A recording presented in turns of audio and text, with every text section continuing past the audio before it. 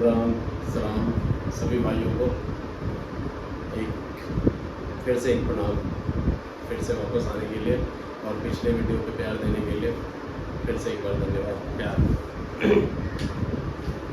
पिछले बार भी मैंने कांवर झील के सिलसिले में आपसे बात की थी और आज भी कांवर झील के सिलसिले में ही बात करने के लिए दोबारा एक वीडियो बनाया और कोशिश कर रहा हूँ कि थोड़ा सा जागरूकता, वैसे तो ज़रूरत नहीं है क्योंकि जो इस क्षेत्र के लोकल हैं उन्हें जागरूक करने की ज़रूरत नहीं, क्योंकि काफ़ी युवा यहाँ के जागरूक हैं। और क्योंकि कांवर झील के बारे में बात कर रहे हैं तो ये विश्व प्रसिद्ध, मतलब राज्य प्रसिद्ध, भारत प्रसिद्ध नहीं, विश्व प्रसिद्ध एक क्षेत्र है या एक रामसर साइट है जिसके बारे में लोगों को जानना समझना चाहिए। अगर लोग नहीं जानते हैं तो काफ़ी अंधकार में है, क्योंकि ये एक धरती पे एक ऐसा स्वर्ग है जिसे जानना चाहिए, जो भारत सरकार और राज्य सरकार से के नज़रों के नीचे में बिल्कुल उपेक्षित है। उपेक्षित जिसे कहते हैं कि आपके नज़रों के नीचे है, आप जानते हैं इस और समझते हैं, मतलब भारत सरकार और बिहार सरकार जानते हैं समझते हैं कांवर के बारे में, मगर फिर भी उपेक्षित है, आप कुछ देखभाल नहीं कर रहे हैं इस क्षेत्र को। 3 टॉपिक पे आज बात करेंगे, मतलब टॉपिक तो एक ही है कांवर, मगर इसको सब डिवाइडेड कर देते हैं 3 तरह से। एक तो कांवर कैसे आते हैं, कांवर है क्या, और तीसरा कांवर एक जटिल समस्या क्यों है।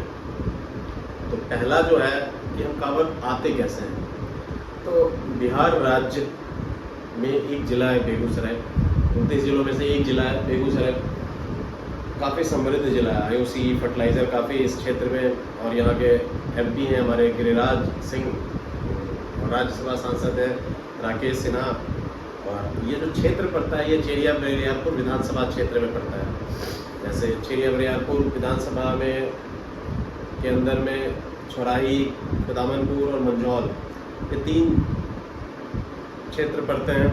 और मंझौल सब डिवीज़न है, बहुत बड़ा क्षेत्र है, बहुत बड़ी आबादी है, लगभग 50-60 हज़ार की आबादी है, काफ़ी बड़ा गांव तो नहीं कह सकते, शहरी मानिए इसे। मंझौल अपने आप में एक शहर हो गया, पहले गांव था क्योंकि तो बचपन से देख के आया, मतलब लोकल होने के बाद, और लोकल होने की वजह से गांव के बगल में कुछ ऐसी स्वर्ग की जन्नत है और वो यूं ही पड़ी हुई है सरकार और भारत सरकार और बिहार सरकार के उपेक्षा के कारण। तो काफ़ी दुख होता है एक जागरूक नागरिक होने के कारण। आप पूछेगा कि वीडियो बनाने से क्या विकास हो जाएगा, मैं भी जानता हूँ विकास मेरे बोलने कहने से नहीं होगा, इसके लिए प्रयास करना पड़ेगा, और प्रयास अकेले से नहीं होता है, टीम वर्क से। कोई भी आप क्रिकेट खेलते हैं, बहुत से क्रिकेट खेलते हैं, मैं भी क्रिकेट खेलता था, तो टीम वर्क से ही विकास होता है। कोई अकेले आप चाहोगे कि आप कर लो सब, दशरथ मांझी नहीं है कि अकेले आप पूरी छेनी हथौड़ी से पूरा पहाड़ तोड़ लें।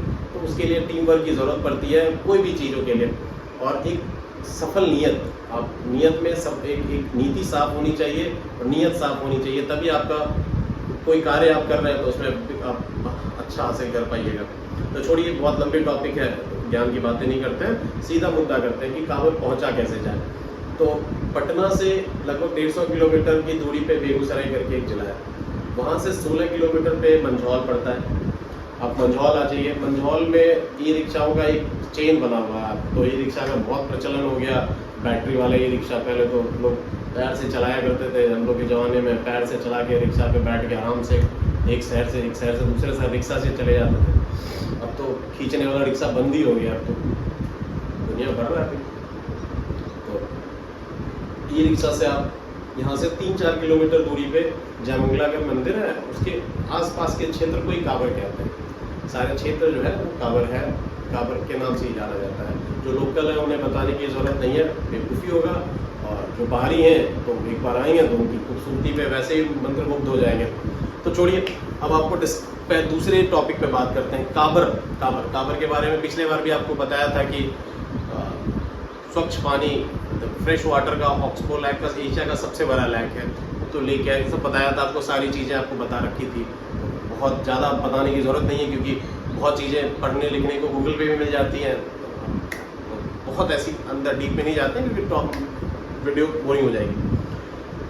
अब आपको कहते हैं कि रामसर साइट, मैंने पिछले बार भी एक वर्ड यूज किया था रामसर साइट, तो 80 रामसर साइट पूरे विश्व में है और सबसे ज़्यादा तमिलनाडु, बिहार, भारत में तमिलनाडु में सबसे ज़्यादा रामसर साइट, 16 रामसर साइट सबसे ज़्यादा, भारत नहीं विश्व में तमिलनाडु में वेटलैंड जिसे कहते हैं। उसके बाद हमारे जो बड़े भैया हैं उत्तर प्रदेश वाले, उत्तर प्रदेश जो है जहाँ पे हमारे बाबा योगी जी हैं, वहाँ पे 10 रामसर साइट है, मतलब वेटलैंड है। और हमारे जो प्रदेश है नीतीश कुमार जो हमारे मुख्यमंत्री हैं, इनको तो सब पता ही है, सब जानते ही हैं, ये तो बहुत होशियार आदमी हैं नीतीश कुमार जी हमारे, इनको सब पता रहता है। मगर इनको सब पता रहता है मगर इनके नाक के नीचे क्या हो रहा है पता ही नहीं चलता इनको। क्या इसके अंदर जाए, ज़्यादा घुसेंगे तो फिर हमको भी लोग बोलेगा कि पॉलिटिक्स करने लगा, नहीं इसे करना नहीं है। तो कांवर को जो है, कांवर को मेन मुद्दे पे आते हैं, तो कांवर जो है इसको पहला, बिहार का पहला रामसर साइट का दर्जा दिया गया है। बिहार में एक ही मात्र रामसर साइट है जिसको कहते हैं कांवर झील। तो बिहार में रामसर साइट, पहला रामसर साइट कांवर झील है। और टोटल 80 की जब लिस्टिंग होती है तो 39वें नंबर का कांवर झील की लिस्टिंग है। तो और कांवर झील के और रामसर साइट के बारे में कहते हैं कि ईरानी शहर, एक रामसर करके एक शहर है, ईरानी शहर है एक रामसर, वहाँ पे एक संधि हुई थी 2 फरवरी 1972 में एक संधि हुई थी, अंतर्राष्ट्रीय संधि हुई थी। और ये संधि क्या होता है कि किसी भी वेटलैंड के संरक्षण, वेटलैंड के संरक्षण और वहाँ के संसाधनों का उपयोग सही से हो सके, उसके लिए एक संधि की गई थी 2 फरवरी 1971 में। तो उसी संधि को रामसर साइट कहते हैं बस। और इसके डिटेल में घुसेगा तो बहुत सारा है कि 80 की 80 रामसर साइट है, लिस्टिंग कौन से सबसे बड़ी साइट है इस पर नहीं जाते, बस आपको बता दिया कि तमिलनाडु में 16 रामसर साइट हैं सबसे ज़्यादा पूरे विश्व में। उसके बाद उत्तर प्रदेश में और बिहार में पहला जो है कांवर है। रामसर साइट का टॉपिक पे नहीं जाते ज़्यादा। अब आ जाते हैं ऑक्सबो लैक। ऑक्सबो लैक के बारे में पिछले वीडियो में बताए थे। ऑक्सबो लैक क्या होता है? एक यू शेप लेक होता है जहाँ पे पानी का एक भंडार एकग्र होता है, जहाँ पे पानी जमा हो जाती है, तो उसको कहते हैं ऑक्सबो लैक। और फोटो में भी दिया हुआ है, बहुत ज़्यादा समझाने की ज़रूरत नहीं है। फ्रेश वाटर का ऑक्सबो लैक, कांवर झील है और बहुत चीज़ें हैं। अब इसकी खूबसूरती के बारे में थोड़ा बात करते हैं। आपको पिछले टॉपिक पे भी बताया था कि लगभग 60 से ज़्यादा माइग्रेंट बर्ड्स यहाँ आते हैं और प्रजनन करते हैं और चले जाते हैं। और लगभग 150 से ज़्यादा स्पीसीज जो होती हैं बर्ड की यहाँ पे पाई जाती है। यहाँ पे जो रहती है कांवर के अंदर में विचरण करती है, जो यहाँ पे है। और कुछ जो है आपको बताता हूँ कि जो जैसे कुछ ऐसी पक्षियाँ हैं जो बिरले होती है, मतलब वो आपको वैसे नहीं दिखेगी। वो जहाँ पे वेटलैंड है, जहाँ पे संसाधन बहुत अच्छा है पानियों का, वहाँ पे आएगा। तो जैसे एक हेरॉन करके, पॉन्ड हेरॉन करके एक पक्षी होती है। फिर एक येलो थ्रोटेड स्पैरो, स्पैरो तो आपको मिल जाती है, जो आप देखते होंगे स्पैरो भी बहुत सारा स्पैरो उड़ता है, मगर एक येलो थ्रोटेड जिसके कंठ में येलो रंग का देखिएगा एक निशान होता है, उसको कहते हैं येलो थ्रोटेड नजर, वो यहाँ पे पाई जाती है इस झील में। रेड नेपल करके एक पाई जाती है पक्षी, वो भी बहुत अच्छी, ये भी एक पक्षी है जिसका नाम है। उसके कॉर्मोइंट करके एक पक्षी है, वो भी पाई जाती है। वैसे बहुत सारी पक्षियाँ हैं, तो आपको अगर एक एक करके नाम बताएंगे तो बहुत सारी हो जाएगी। बहुत तरह के बत्तख हैं, जो कुछ ऐसे हैं जो अनोखे हैं। और स्पैरो, कॉक, बहुत करके एक पक्षियाँ हैं जो पाई जाती है। तो बहुत लिस्ट है, बहुत लंबी लिस्ट है खूबसूरती की, जो मतलब प्रकृति सौंदर्य की जो एक लिस्ट होती है, जो भगवान जिसको कहते हैं कि इसको खूबसूरती दे के भेजा है, तो वो है। और क्षेत्रफल के हिसाब से अब बात करें, अब जो मेन मुद्दा है उस पर आते हैं। क्षेत्रफल, कांवर का क्षेत्रफल, किसान, मछुआरा और सरकार के बीच में जो एक युद्ध है, जिसके कारण ये पूरा क्षेत्र जो है विकास से बहुत कोसों दूर है, अब उस पर बात करते हैं। तो टॉपिक ये है कि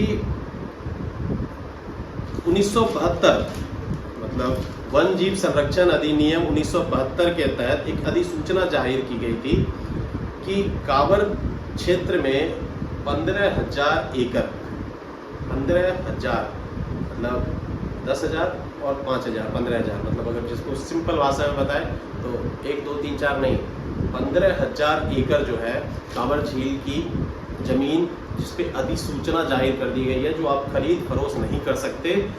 किस तहत? वन जीव संरक्षण अधिनियम 1972 के तहत ये की गई है कि आप उस जमीन को उपयोग में कर सकते हैं, आप उसे जमीन को बेच खरीद नहीं सकते। अब भाई जो किसान होगा जिसकी आधी से ज़्यादा ज़मीन कांवर में होगी, जो और भी जो इस क्षेत्र के आसपास के जितने भी किसान या भूमि हैं उनकी आधी से ज़्यादा ज़मीन कांवर में है। अब अगर आप एकाएक सरकार उसे बंद कर देगी, जिसकी रजिस्ट्री बंद कर देगी और जिसकी जीविका ही ज़मीन है, तो बिल्कुल बढ़ जाएगा या और काफ़ी दिनों से। और सबसे आश्चर्य की बात है 20 30 40 सालों से ये अधिसूचना जाहिर है और यहाँ की रजिस्ट्री बंद है। और हम पंजाब हरियाणा जैसे लोग भी नहीं हैं, हम लोग तो जैसे सरकार जो कर दिया ठीक है, सरकार अगर अधिसूचना जारी करके इसकी रजिस्ट्री बंद कर दिया, हम चुपचाप अपने रूम में बैठे हुए हैं। लोग बच्चों को भी एक जन्नत थी उसे देखना, क्योंकि आप इसी के लिए पैसा लगा के दूसरे जगह जाते हैं, दूसरे रामसर साइटों पे जाते हैं, पैसा लगा के घूमते हैं, डल झील ये वो। और आपके घर के आंगन में अगर इतना बड़ा कोई प्राकृतिक सौंदर्य है तो आपको या हमको या आपको देखना चाहिए कि हाँ इसको संरक्षित कैसे करें, इसे कैसे बचा सकें। अब आइए कि 1980 तक तो आपको पता है कि काफ़ी अच्छी प्रवासी पक्षियाँ यहाँ पे आती थी, जैसे डक। ऊपर एक फोटो दी गई है, आप देखिए डक का फोटो ऊपर दिया गया। येलो हेरन करके एक पक्षी हुआ करती थी, फिर येलो थ्रॉटल स्पैरो करके एक पक्षी थी, वो भी आपको दी गई है, आप देख सकते हैं। रेड नेपल करके एक पक्षी थी, वो है। तो अनगिनत पक्षियां आपको गिनाने लगेंगे तो खत्म नहीं होगी, क्योंकि 200-300 प्रजातियों की पक्षी यहाँ पाई जाती है। मगर कुछ पक्षियों का नाम मैंने लिया, ये पक्षियाँ वहाँ पे विशेष तौर पे आती थी प्रजनन के लिए और चली जाती थी। और अब मेन मुद्दा पे आते हैं कि जो 1500 एकड़ जमीन है, 1500 एकड़ जमीन है, सरकार की उपयोग की जमीन नहीं है। अब हम नागरिक, एक किसान के तौर पे अगर ये वीडियो वहाँ तक पहुँच पा रही है या चाहती है, तो जितनी भूमि, जो वेटलैंड जिसको कहते हैं, जितनी भूमि सरकार के उपयोग में या उपयोगिता के लिए ज़रूरी है, हम भी चाहते हैं कि यहाँ का विकास हो, या हमारा क्षेत्र भी चाहता है कि यहाँ का विकास हो। तो जितनी भूमि सरकार को चाहिए, जैसे ग्रामीणों का कहना है कि 1400 एकड़ जमीन, 1400-1500 एकड़ जमीन जो पानी के अंदर में है, कांवर के जो क्षेत्रफल में जो प्लेन लैंड से उसको छोड़ दीजिए, और जो पानी के अंदर है, जो 1400-1500 एकड़ जमीन है जो पानी के अंदर है, वो किसान वो गवर्नमेंट ले ले, उसको वन जीव संरक्षण के तहत ले ले, उसकी रजिस्ट्री अब जैसे भी करवाना करवाए, उसका मुआवजा देके आप उसको डेवलप कीजिए। उसके अलावा जो ज़मीन है वो ताकि किसान को दे दे, ताकि किसान वहाँ पे कृषि भूमि भी है तो वहाँ उपज कर सके, क्योंकि आपको बैलेंस बना के चलना है ना, किसान, सरकार और मछुआरा के बीच में। और मछुआरा को, क्योंकि मछुआरा भी के लिए पानी जरूरी है, तो उनके लिए भी आपको देखना पड़ेगा बिहार सरकार के तौर पे। तो उनके लिए आप संरक्षण कर लीजिए, वो भूमि आप उनको दे दीजिए, ताकि गवर्नमेंट तीनों के बीच में एक बैलेंस बना सके। तो जितनी भूमि पानी के अंदर है वो सरकार, बिहार सरकार वन जीव अधिनियम के तहत ले ले, जैसे 1400-1500 एकड़। अब आप 15,000 एकड़ लेके, जो लैंड ओपन लैंड है, जो कृषि भूमि के लिए उपयोग है, जिसकी रजिस्ट्री जरूरी है, जिसके परिवार के लिए जरूरी है, तो वो जरूरी है, क्योंकि बहुतों की शादी ब्याह, बहुत चीज़ें ऐसी रुक जाती है, कोई उसी जमीन या उसी भूमि पे आश्रित है, तो वो भी जरूरी है। तो कहने का मतलब है कि आप बिहार सरकार से आग्रह, या समझिए किसी भी स्वतंत्र नागरिक के तौर पे मैं कह रहा हूँ कि, और सबसे बड़ा चीज़ है कि इस प्रदेश के जो भी है, मतलब नागरिक है, इतने सालों से 20 30 40 सालों से बैठे हुए हैं और 15,000 एकड़ जमीन रजिस्ट्री के लिए बंद है। आश्चर्य की बात है, मतलब जो जमीन आपको एक शर्त से आपका काम चला जाएगा, तो आप 6 शर्ट लेकर क्या करेंगे? तो मतलब आपको इतनी भूमि की जरूरत है जिससे आप संरक्षण कर सकते हैं पक्षी की, या तो आपको इतनी जमीन लेने की क्या जरूरत है जिससे किसान मर जाए? ऐसा तो संभव नहीं है। और मछुआरों की भलाई के लिए आप किसान को नहीं मार सकते, किसान की भलाई के लिए आप मछुआरों को नहीं मार सकते। तो उसके लिए एक चैनल बना है, कांवर के दक्षिण में एक सिंचाई चैनल बना हुआ है, लगभग 15 किलोमीटर का एक सिंचाई चैनल बना हुआ है, जिससे क्या होता है कि कांवर में जो पानी होता है निकासी उसके थ्रू होते हुए बूढ़ी गंडक में चली जाती है।